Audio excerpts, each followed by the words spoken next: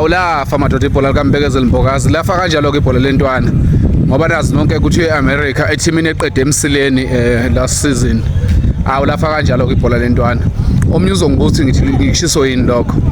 One, history has proved ukuthi abadlali base South Africa mabe eAmerica they don't make it far.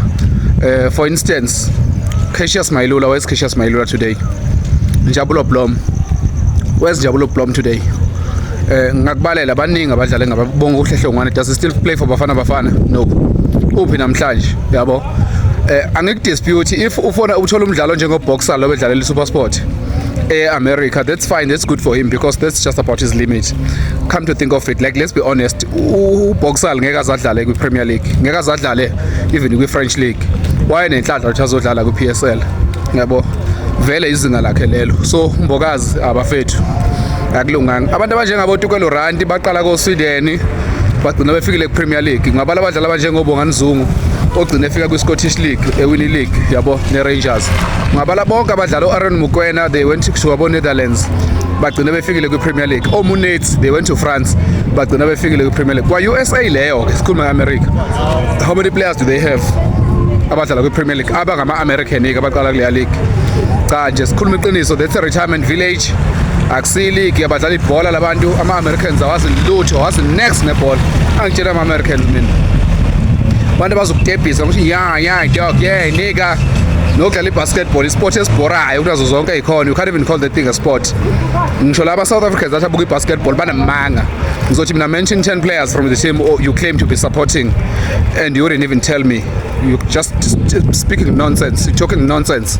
Ayikho nje into enjalo. Umuntu obuka ibasketball ayikho leyo nto leyo. Once you think you understand hip hop, you pretend as if basketball imnandi. It's not a sport, that thing.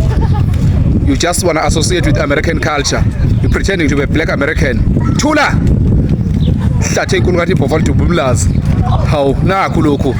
Lalela into leyana iboxing into edlalwa lapho neAmerican football. So ngeke sadlala ke football ulokhu. So dlala isoccer. They call it soccer into edlalwa lapha. History has proved whether go to Benny McCarthy, the greatest South African player of all time. Baqale ko Netherlands bahamba kwamanye ama-league ko Spain yabo baya ko Portugal bafika ko Premier League bawina UEFA.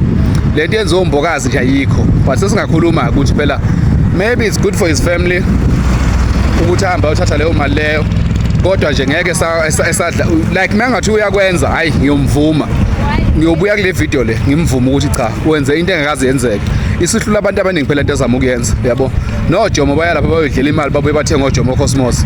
Nomntawungu bayadlela imali lapha babuye bazothenga oKaizer Chiefs. Ayikho into yale ya league le. Ungangitsheli mina ngeAmerican League mina. Ungangitsheli mina ngeMLS. Major League Soccer.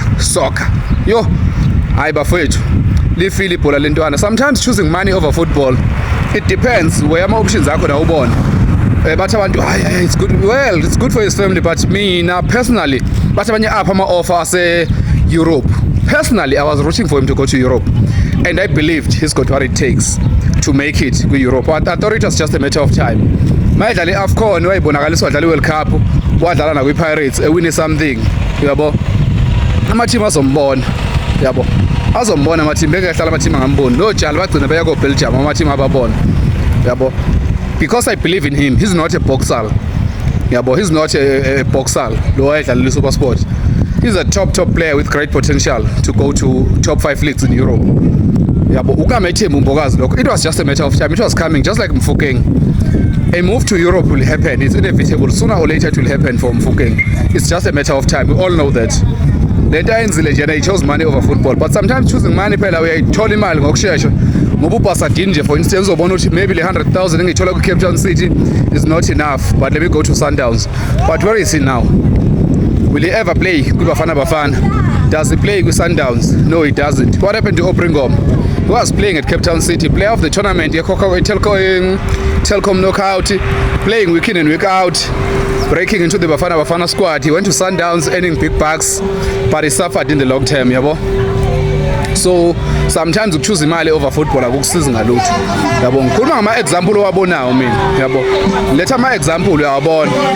So inkinga lento lokuchoose imali sometimes kuyakusiza phela ngoba nizo sokufuna ukuyiphesha ngokusheshsha, but if you believe in yourself uzohamba udlala ibhola kwi league yebhola, emva kalokho ke bese ke ibhola liya reward.